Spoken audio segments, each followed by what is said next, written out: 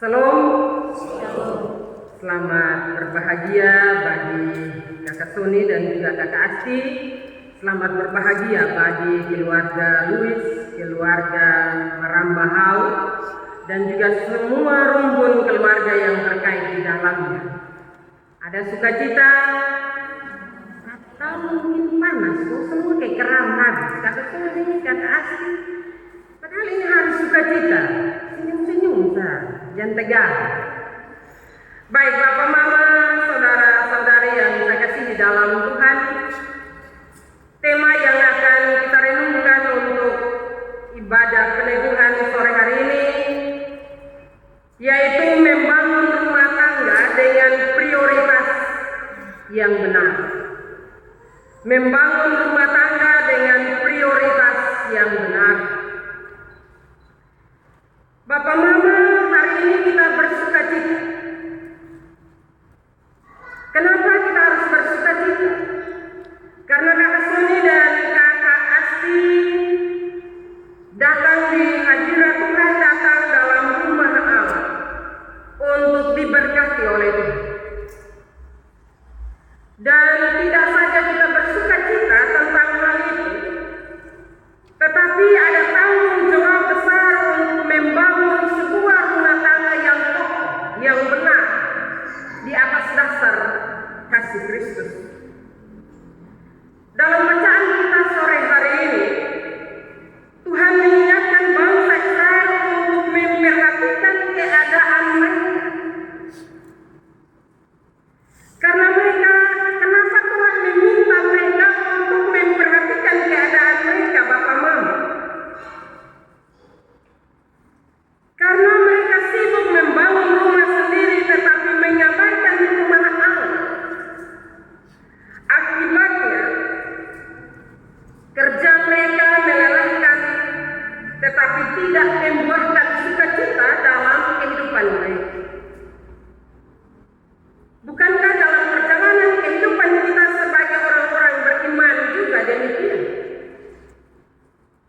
Lebih banyak kita menyibukkan diri dengan mengurus segala keperluan pribadi kita masing-masing dan keperluan Tuhan kita nomor duakan. Karena itu bangsa Israel sekali lagi dinasihatkan untuk memperhatikan keadaan mereka. Firman ini Bapak Mama juga relevan untuk setiap pasangan Kristen yang mau membangun atau memulai hidup baru. Ada beberapa hal yang perlu kita perhatikan. Yang pertama, kebenaran firman Tuhan di dalam ayat yang kelima sekali lagi menyatakan kepada kita, perhatikanlah keadaanmu. Ini bukan sekedar introspeksi, tetapi seruan Tuhan untuk mengevaluasi apa yang menjadi pusat hidup kita. Israel rajin bekerja keras, tetapi mereka merasakan berkat yang datang bagi mereka itu tidak puas. Mereka tidak puas dengan hasil kerja keras mereka. Dalam kebenaran firman Tuhan itu jelas. Kamu menabur banyak tetapi membawa pulang hasil sedikit. Kamu makan tetapi tidak sampai kenyang. Kamu minum tetapi tidak sampai puas. Kamu berpakaian tetapi keadaanmu tidak sampai panas. Dan orang yang bekerja untuk upah, ia bekerja untuk upah yang ditaruh dalam pundi-pundi yang berlubang. Papa Mama, saudara-saudara yang saya kasihi dalam Tuhan kita Yesus Kristus, sekali lagi karena kondisi dan keadaan bangsa Israel yang demikian, mereka mendahulukan hal-hal duniawi, hal-hal untuk memuaskan kebutuhan jasmani mereka saja, dan akhirnya mereka melupakan Tuhan dalam kehidupan mereka. Mereka tidak memprioritaskan Tuhan lebih utama di dalam segala aktivitas kehidupan mereka. Sehingga semua yang mereka dapat, bukan mereka tidak beroleh berkat, dapat, tetapi tidak memuaskan kehidupan mereka. Bukankah saat ini banyak orang Kristen, banyak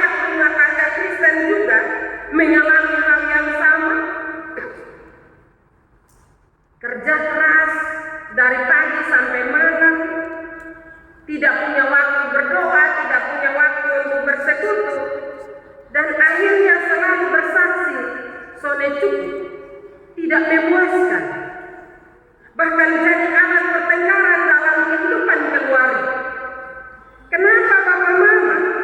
Karena orang Kristen mulai melupakan Tuhan sebagai sumber berkat dalam kehidupan mereka.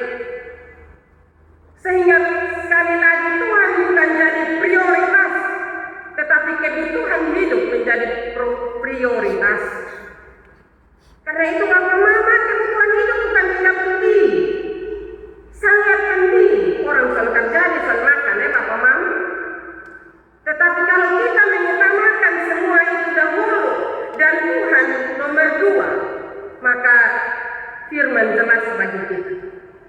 Potong dapat banyak, jusan cukup. Potong pakaian, ju rasa-rasa kayak selepas. Dan masih banyak beberapa hal yang dikatakan oleh firman Tuhan.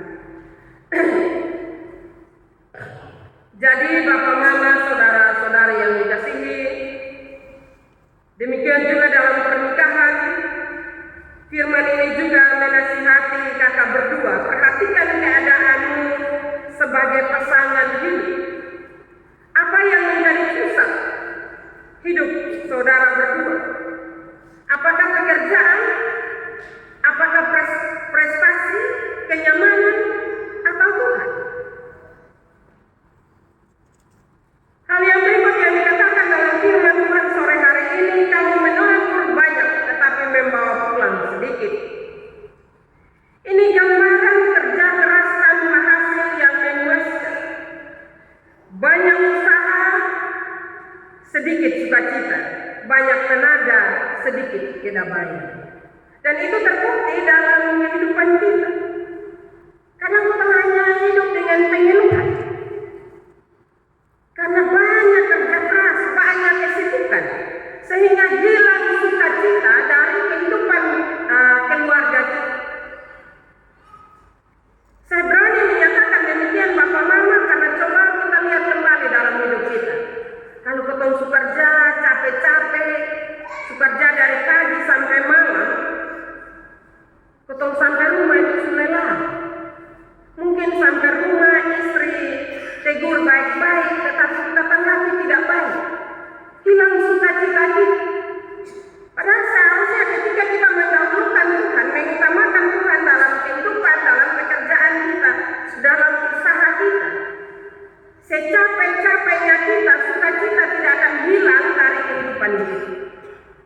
Walaupun kita lelah di luar, tetapi ketika kita kembali dalam rumah tangga kita, sukacita itu harus hidup. Sehingga kehidupan rumah tangga yang telah diberkati itu menjadi kehidupan rumah tangga yang memuliakan nama Tuhan. Banyak tenaga, sedikit kedamaian. Orang sudah capek, orang sudah lelah, keluar tenaga terlalu banyak. Ada damai di mana, Bapak Mama? Kadang Bapak datang atau Mama kerja keras masuk rumah, Bapak masih omong, Mama bilang santai hari beta sone capek. Kedamaian itu hilang. Karena itu firman Tuhan selalu menasihati kita. Secapek-capeknya kita, tetapi sukacita, kedamaian itu tidak boleh hilang dari kehidupan kita. Ini peringatan bahwa tanpa Tuhan sebagai dasar hubungan, itu akan terasa kering rumah tangga kita. Komunikasi menjadi dangkal, bahkan materi melimpah pun tidak menghadirkan damai. Kita mau dapat banyak harta dalam rumah tangga kita juga itu tidak akan menghadirkan damai. Karena Tuhan tidak ada. Nanti ketemu hidup hanya saling bahitung saja. Bahitung untuk rugi. Suami dapat berapa banyak, istri dapat berapa banyak. Perhitungan itu akan membuat kita sekali lagi kehilangan damai sejahtera. Hal yang berikut, perhatikan keadaanmu itu diulang 2 kali dalam kebenaran firman ini. Ini menunjukkan bahwa Tuhan sungguh peduli dengan kualitas hidup umat. Ia tidak ingin manusia hidup dalam berbagai kesibukan dan melupakannya dalam kehidupan keluarga atau dalam kehidupan rumah tangga. Sibuk silakan sibuk, tetapi ingat Tuhan harus lebih utama. Tuhan harus dipermuliakan dalam seluruh aktivitas hidup kita.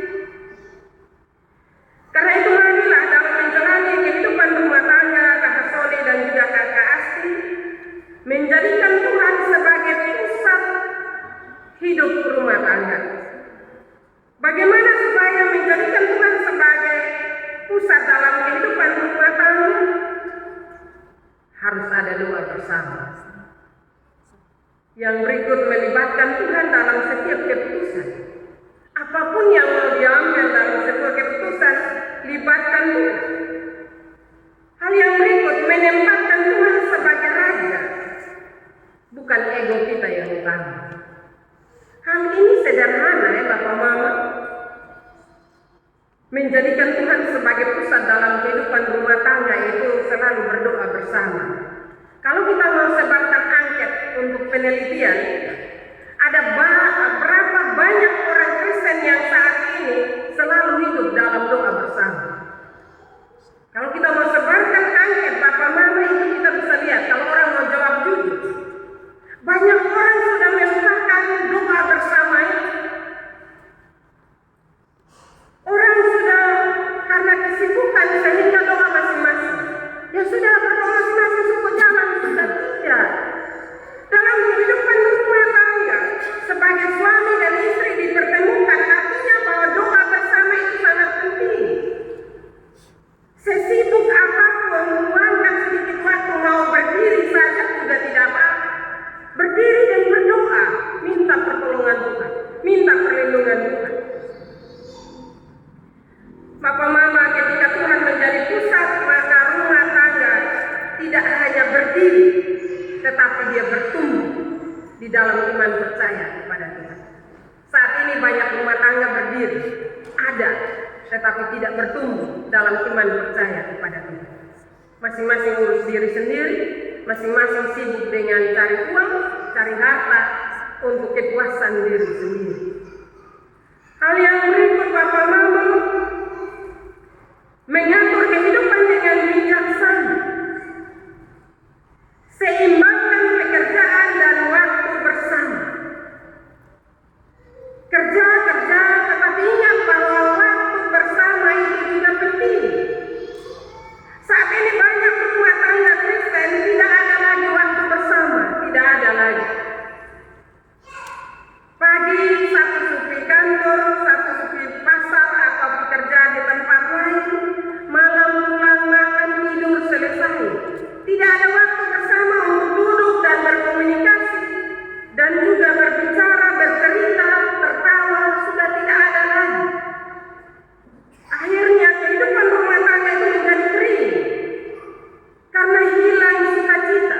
Sekali lagi, orang suami istri itu bakal tawa, bercerita, ini sudah ada lagi. Yang ada bakal tumbuh, tersinggung satu dengan yang lain, bakal lain, dan seterusnya.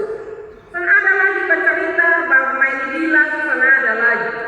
Kalau dulu masih pacaran, satu masih korek satu masih dipeluk satu. Tapi sudah ada dalam kehidupan rumah tangga dengan berbagai kesibukan. Hal-hal itu mulai hilang.